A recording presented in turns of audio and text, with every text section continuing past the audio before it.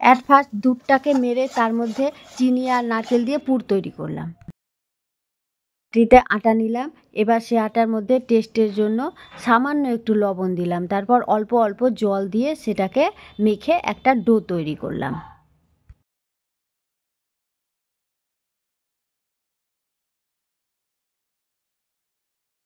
ডোটা দেখতে হবে এইরূপ।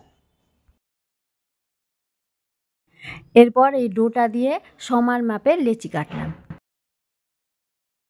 এরপর সেই ডোগুলোকে নিলাম এবং ডোগুলো অল্প একটু আটা দিয়ে বেলে লুচির শেপে আনলাম।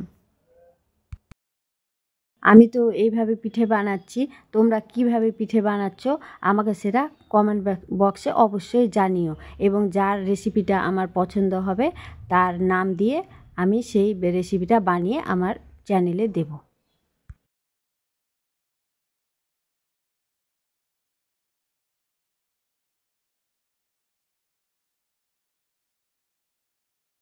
তারপর যে লুচির শেপে আটাটা করলাম সেটার মধ্যে সামান্য ওই পুর নিয়ে লম্বা করে তার মধ্যে দিয়ে চার সাইডটাতে সামান্য জল দিয়ে দেব, কারণ এইগুলো যাতে না খুলে যায়।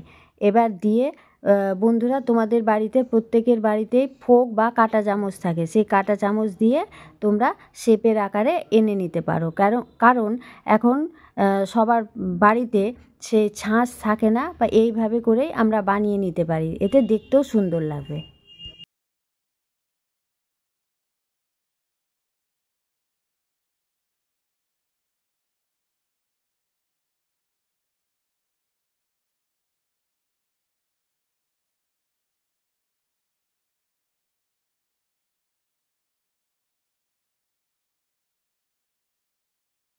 তোমরা দেখো অনেকটা এই শেপের আসবে।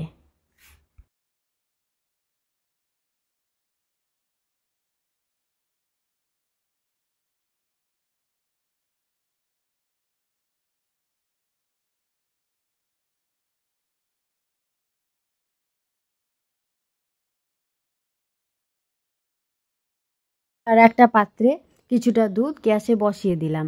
এবার দুধটা ফোটার পর তার মধ্যে এলাচের গুঁড়ো আর চিনি মিশিয়ে দিলাম। তারপরে দুধটা যখন অনেকটাই কিছুটা মরে গেল তখন তার মধ্যে এক এক করে পিঠেগুলোকে আমি ছেড়ে দিচ্ছি। এবার দেখো এই রকম হলো। এবার প্রায় 10-15 মিনিট রাখার পর অল্প আছে আমার পিঠে একেবারে রেডি।